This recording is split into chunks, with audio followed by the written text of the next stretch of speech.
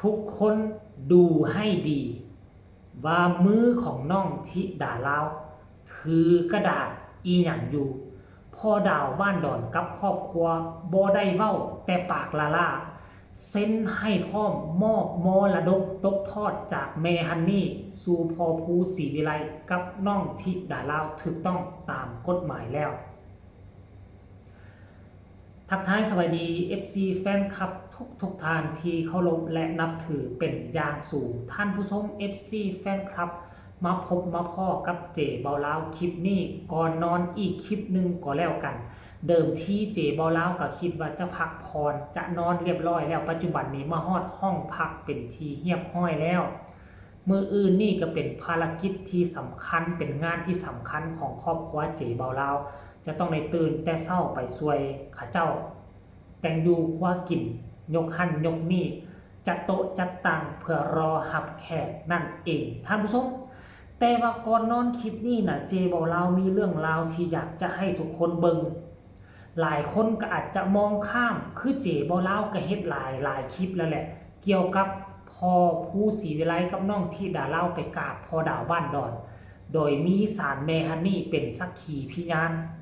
แต่เป็นอย่างพวกเจ้าฮู้บ่เป็นอย่างคือเลือกไปที่ศาลแม่ฮันนี่เป็นอย่างพ่อภูศรีวิไลกับน้องธิดาลาวคือบ่ไปหาพ่อดาวบ้านดอนอยู่ที่บ้านพ่อดาวบ้านดอน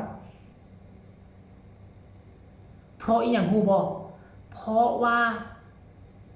อยากให้แม่ฮันนี่ได้รับได้ฮู้นำว่าเพลงของแม่ฮันนี่ที่เป็นปลายปากกาของพ่อดาวบ้านดอนนั้นจะได้มอบให้น้องธิดาลาวเอาไปสารฝันต่อเอาไปสร้างเนื้อสร้างตนพ่อดาวบ้านดอนอยากให้แม่ฮันนี่ปล่อยวางปล่อยวางคือนอกจากจะให้ปล่อยวางแล้วอยากให้มาช่วยซัพพอร์ตสนับสนุนผลักดันดึงน้องธิดาลาวให้โด่งให้ดังตามแม่ฮันนี่ไป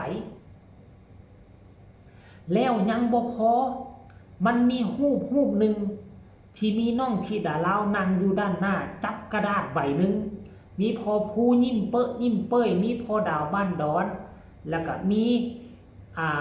ลูกสาวของพ่อดาวบ้านดอน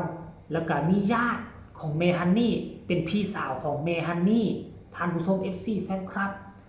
อยู่ในกระดาษใบนั้นเจเบาลาวพยายามซูมแล้วซูมอีก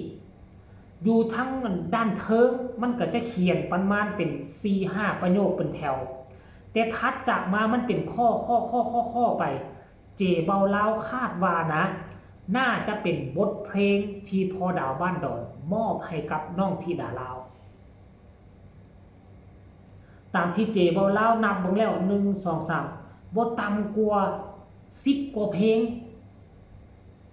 ประมาณ10กว่าเพลงหรือจะเป็นไปได้บ่เพลงของเมฮันนี่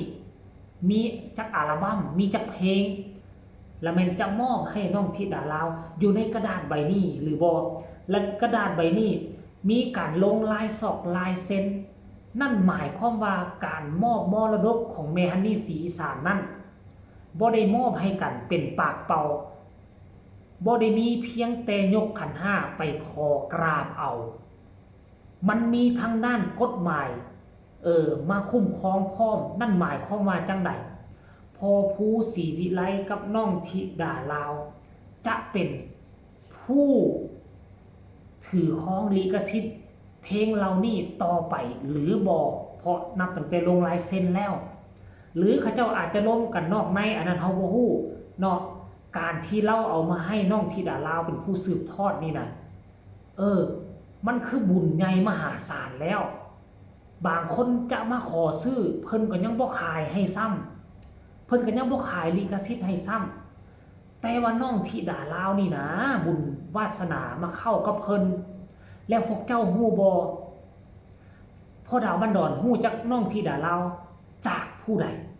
ความจริงพ่อดาวบ้านดอนบ่ฮู้เพราะเพิ่นบ่สบายเพิ่นบ่ค่อยลิ้นโซเชียลแต่ว่าน้องธิดาลาวบังเอิญว่าห้องเพลงของแม่ฮันนี่น่าจะลิ้นกีตาร์กับพ่อภูศรีวิไลและห้องเพลงในไลฟ์สดบ่ห้องเพลงของแม่ฮันนี่ลูกสาวของพ่อดาวบ้านดอนเห็นฟังแล้วก็ว่ามวนเพราะน่าฮัก ก็เลยเปิดให้พ่อดาวบ้านดอนเบิงพ่อดาวบ้านดอนพอได้ฟังปุ๊บน้องธิดาเล่าห้องเพลงของเมฮันนี่บอกลูกสาวทันทีทันใดเอามาเพราะพ่อดาวบ้านดอนเพิ่นบ่สบายปากเพิ่นก็จะเว้าบ่ทอปานใดให้เอามาความหมายคือเอานางน้อยคนนี้มาพบพ่อแน่มาเจอหน้าพ่อแน่มันคือห้องเกงแท้เสียงคือมวลแท้